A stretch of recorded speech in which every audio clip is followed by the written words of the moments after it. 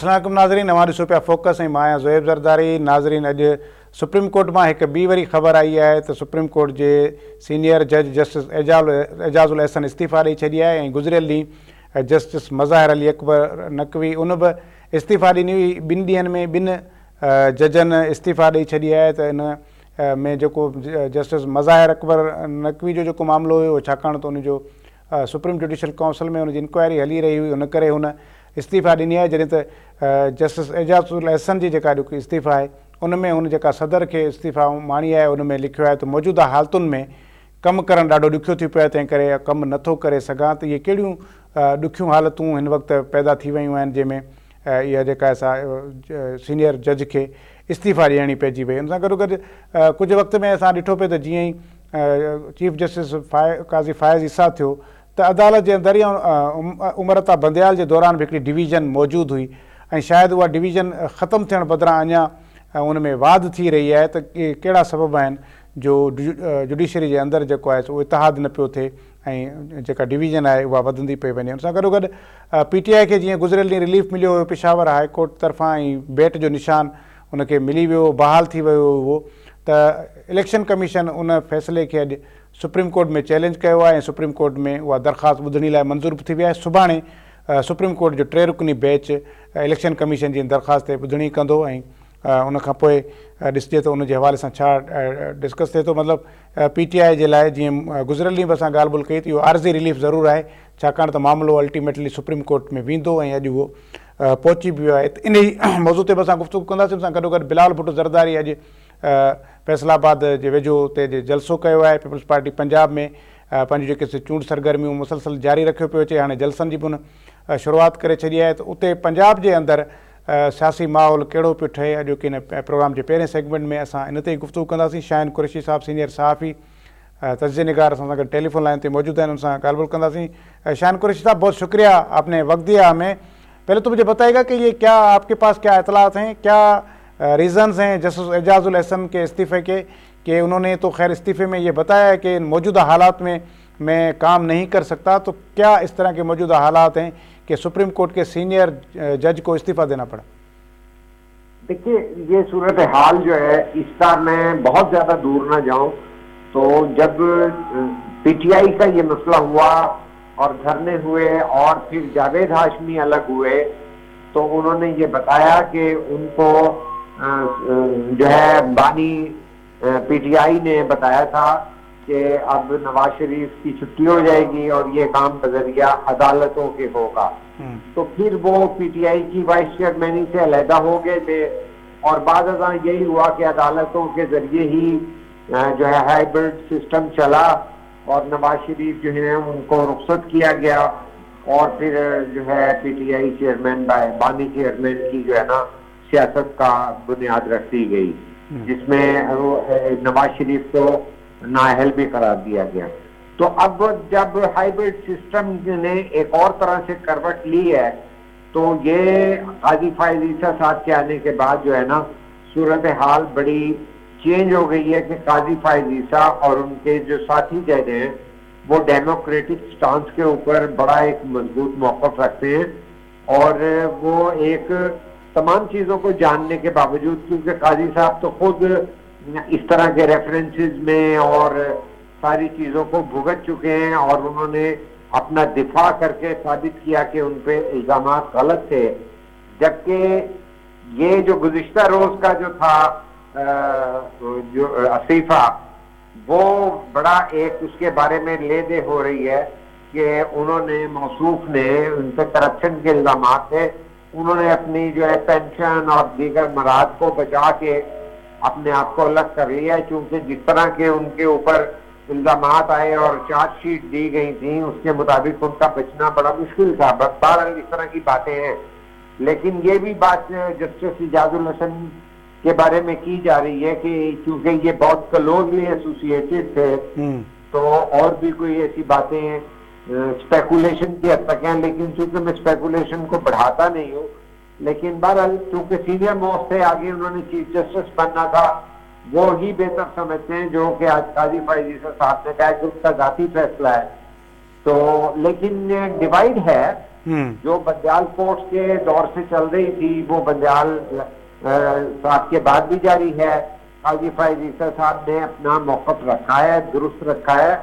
और देखिए ना कि अगर पुराने केसेस को देख रहे हैं तो कौमी नौइयत के देख रहे हैं। भट्टो साहब का केस सुनना था, उन्होंने सुन रहे हैं, और उन्होंने लाइव जो है केसेस को अवाम उन्नास की शमूलियत और अदलिया की इज्जत को बहाल करना, अदालत के लिए अवाम में वो सारा कुछ खोल के बात कर रहे हैं। अवाम अपनी मर्जी से डायलॉग सुनते हैं, और जिसमें जो है केसेस को और वकला की सलाहियतों का भी पता चल गया कि पहले किस तरह लोग स्टे ले आते थे, और अब जो है कितना मुश्किल होता है आर्गूमेंट के जरिए चीजों को साबित करना। तो बहरहाल जिस तरह मुल्क में हाइब्रिड सिस्टम की नई करवटें हो रही हैं, उसके मुताबिक अदालती और जमहूरी और कानून की बालादस्ती के मामला भी अपने मनतकी अंजाम तक पहुंच रहे हैं। अच्छा, कुरैशी साहब, मुझे ये बताएं कि क्या इन इस्तीफों के जरिए, क्योंकि मज़ाहिर अकबर नकवी का इस्तीफा तो समझ में आ रहा है क्योंकि उन्होंने अपने डिफेंस में ये किया है, और मेरे ख्याल में आज जिस तरह काजी फायज साहब ने कहा है कि कोई जज इस्तीफा देकर वो इस तरह नहीं हो सकता कि वो इदारे की बदनामी का बायस बने और हम उसको इससे छोड़ दें। इसका मतलब यह कि वो मामला आगे लेकर ही चल सकते हैं। लेकिन आज जो एजाजुल एहसन साहब का जो इस्तीफ़ा आया है, वो कुछ मामला समझ में आ रहा है कि कहीं इन मौजूदा हालात में प्रेशराइज करने की कोशिश है, या उस तरह के भाई आप इस्तीफ़े देते जाएं और कुछ सीट्स खाली होती जाएं। तो ये आपको क्या लगता है कि कहीं कोई मामला जुडिशरी के अंदर ही प्रेशराइज करने की कोशिश की जा रही है, जुडिशरी को जुडिशरी से ही काउंटर किया जा रहा है? देखिए, जो लोग पहले एक जो है ना मखसूस जो है बेंच के हवाले से मशहूर लोग थे, इस वक्त वो अपने आप को मिसफिट फील कर रहे हैं, क्योंकि पहले उनका मौक़िफ़ जो है वो जमहूरी उसूलों के ऊपर कभी भी सपोर्ट नहीं करते थे। जितने लोग अपने दिफ्ता लेकर सुप्रीम कोर्ट में गए, कभी रिलीफ नहीं मिलती थी। तो लिहाजा उनके लिए भी एक जो है रास्ता इतना खुला डुल्ला नहीं है, और उनकी वैसे भी नंबर गेम में वो अक़लियत में आ चुके हुए हैं। और अगर जब ये जूनियर जब ये चीफ जस्टिस भी होते तो उनके दो जो नीचे जज होते, तो वो दो आदमी भी अपनी मर्जी से केस लगा सकते थे, खासतौर से मुज़ाहिर अकबर नकवी के बाद। तो मैं समझता हूँ कि अच्छा है मुल्क के लिए कि अगर कोई अपनी मर्जी से इस्तीफे दे रहे हैं, लेकिन ये बहुत अच्छा इक़दाम है कि अगर किसी की जज के बारे में करप्शन की बात हुई है तो उसे मनतकी अंजाम तक पहुंचाएं, कानूनी तकाज़ों के मुताबिक उसको फरोग करें, और उसके आउटकम को, उसके नताइज से कौम को आगाह किया जाए। उससे अदलिया के वक़ार में इजाफा होगा कि भाई क्या वो इल्ज़ामात गलत थे या वो इल्ज़ामात दुरुस्त थे। तो मैं ये समझता हूँ कि ये एक पब्लिक की भी डिमांड थी। सोशल मीडिया आपने देखा होगा, उसके ऊपर काफी रद्द अमल आया था कि इस तरह तो कोई आदमी जो है इस्तीफा दे के अपनी पेंशन और मराद भी बचा ले और चला भी जाए। तो मैं ये समझता हूँ कि ये मनतकी अंजाम तक जाना चाहिए, क्योंकि अदालतों का एहतराम अवाम की नज़र में बढ़ना चाहिए, वो बहुत जरूरी है। अच्छा, कुरैशी साहब, एक और चीज़ ये कि जिस तरह गुज़िश्ता रोज़ पीटीआई को बड़ा रिलीफ मिला पेशावर हाई कोर्ट से, और आज इलेक्शन कमीशन चला भी गया सुप्रीम कोर्ट में, और सुप्रीम कोर्ट में कल इसकी हेयरिंग होगी, जो पीटीआई का इंट्रा पार्टी इलेक्शन है और जो बेट के निशान वाला, बल्ले के निशान वाला मामला है। तो क्या लगता है आपको कि अभी दिन तो बिल्कुल करीब आ चुके हैं, बस 13 तारीख को तो फाइनल लिस्ट लगेगी, तो लेकिन ये कि फैसला आगे तक भी चल सकता है। आपको लगता है कि ये जो रिलीफ था, ये आपको लगता है आर्जी है, या कोई पीटीआई को रिलीफ मिल सकता है सुप्रीम कोर्ट से भी? देखिए, सुप्रीम कोर्ट जो है अभी इस पोजीशन में है कि वो कानून के तकाज़ों के मुताबिक चले, और हमने माजी में भी ये देखा है हमेशा कि होता यह है कि जो लोग इवन फाशिस्ट पॉलिसीज भी चल रहे होते हैं, तो वो लेकिन वो बेनिफिशियरी डेमोक्रेटिक नॉर्म्स के होते हैं, वो फायदा आइन की बालादस्ती और मुंसिफों के हाथों ले रहे होते हैं,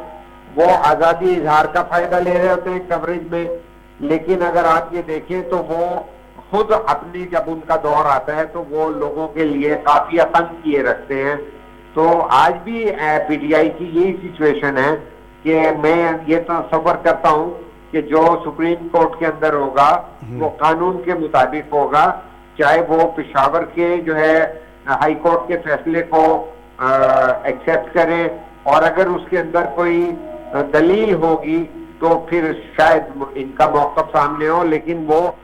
जो है लोगों को बताना पड़ेगा कि किस बुनियाद पर इलेक्शन कमीशन की जो है रिट पिटीशन को आप कबूल कर रहे हैं, कि क्या वो जो कहते हैं कि हमारा काम जो है एक रेगुलेटर का है, हम सिंपली जो है देख नहीं सकते कि किसी ने कागज जमा करा लिए हैं, लेकिन सवाल ये भी है कि क्या दीगर पार्टियों के साथ इस क्राइटेरिया पे डील किया गया था।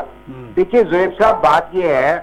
कि ये क्राइसिस बहुत और नौइयत का है। जी हाँ। इस मुल्क के अंदर हुआ ये है कि जिसको पाला गया था, ठीक है, जो पीटीआई का बानी चेयरमैन है, उसने अपने पालने वालों के साथ बहुत ज्यादा हाथ कर दिया है। और फिर उसके बाद ये हुआ कि जो भी, अगर मैं ये कहूँ कि 9 मई के वाक़यात पालने वाले की जगह आप लाने वालों का नाम इस्तेमाल करें तो वो काफी बेहतर होगा मेरे ख्याल में, कि उनको जो लाने वाले थे, लाने कहने पालते हैं तो वही लाते हैं ना। क्योंकि मैं देखिए ज़ुहैब साहब, एक और आज आपने मौका दिया है, मैं जो है ना इमरान खान को बहुत अरसे से देख रहा हूँ। जब ये शौकत खानम बना था और जब थर्ड फोर्स बनाने का एजेंडा शुरू हुआ था, तो मैं जब से जानता हूँ कि जब ये जल्दी करते थे तो इनके दोस्तों के साथ मैं बैठता था तो वो कहते थे यार ये जल्दबाज है, और अभी हमारे बच्चे जो है 7वीं क्लास में 8वीं क्लास में 18 साल बाद वोटर बनेंगे और ये जल्दी करता है और फिर हार जाता है। तो ये एक थर्ड फोर्स का जो पालने वालों ने सिस्टम शुरू किया था थर्ड फोर्स का, वो ही फिर बाद में ले आए उसको और फिर जल्दी में ले आए। अच्छा, अब शाहीन साहब, अभी हम थोड़ा बिलावल भुट्टो जरदारी साहब की पॉलिटिकल एक्टिविटीज की तरफ आए। वो काफी एक्टिव नजर आ रहे हैं पंजाब के अंदर, आज तो उन्होंने जलसा भी किया है। तो किस तरह ये एक आप तब्दीली देख रहे हैं कि इस बार जो है पीपल्स पार्टी 13 और 18 के बनिस्बत ज्यादा पावरफुल कैंपेन चला रही है पंजाब के अंदर, तो उसके क्या नतीजे आएंगे? बिलावल साहब का जो फैक्टर है और उनका जो पोटेंशियल और सलाहियत है, वो बगैर किसी रिजर्वेशन के उनके अंदर ये डायनेमिज्म है, ये कैरिज्मा है। और उन्होंने पार्लियामेंट के अंदर भी अपने आप को, जबकि पहली बार आए थे, एक उम्दा पार्लियामेंटेरियन साबित किया। पहली बार जब स्टेट्समैन के तौर पे सामने आए, वजीर खारजा, नौजवान वजीर खारजा, उन्होंने अपने जो है सलाहियतों का एतराफ करवाया। तो आज मैं समझता हूँ कि जिस तरह एक नौजवान लीडर एक सियासी एजेंडा मंशूर के साथ जो है मैदान में निकले हैं और उस हॉस्टाइल जो है सिस्टम में, जिसमें कि भाई पंजाब के अंदर वो अपनी पॉलिसीज की वजह से ग्राउंड काफी लूज कर चुके थे, उस स्पेस को दोबारा रीगेन करने के लिए मैं ये समझता हूँ कि बहुत उम्दा तरीके से कामयाबियां हासिल कर रहे हैं, बड़े कॉन्फिडेंस के साथ चल रहे हैं, उसका रिस्पॉन्स मिल रहा है। मैं आपको सेंट्रल पंजाब के हवाले से बताता हूँ कि जो आज चांदलिया वाला का क्राउड है ना, वो यकीनी तौर पर बहुत ही उम्दा क्राउड था। It was not a Faisalabad crowd, चांदलिया वाला के अंदर इतना अच्छा और पैशन के साथ और उनका इंस्पायर होना और जिस मेथड से वो अपने तफनुकाती प्रोग्राम को लोगों को समझा रहे हैं और इंगेज कर रहे हैं और इन्वॉल्व कर रहे हैं, औरतों के हवाले से, नौजवानों के हवाले से, अवाम उन्नास की सेहत के हवाले से, किसानों के हवाले से, मजदूरों के कार्ड के हवाले से, यानी तमाम तबकात के लिए जो वो तफनुकाती माशी, क्योंकि लोगों की जिंदगी का इस वक्त रोना माशी बदहाली की बुनियाद पर है। तो ये कहा जाता था कि कोई सियासतदान जो है वो माशी जो है मामला लेकर नहीं आता। मैं समझता हूँ कि पाकिस्तान की सियासत में एक नौजवान लीडर का आगे आना, जिनकी लिगेसी भी जो है जुल्फकार अली भुट्टो और बीबी शहीद के हवाले से है, जिनकी कुर्बानियां भी हैं, जिनकी जमहूरी पास्ट भी जो है मुसल्लमा तौर पे है, जिनकी आलमगीर रिकॉग्निशन भी है, तो मैं समझता हूँ कि एक सियासी प्रोग्राम, एक इक़्तिसादी प्रोग्राम, क्योंकि सियासी प्रोग्राम तो पूरे मंशूर में आएगा।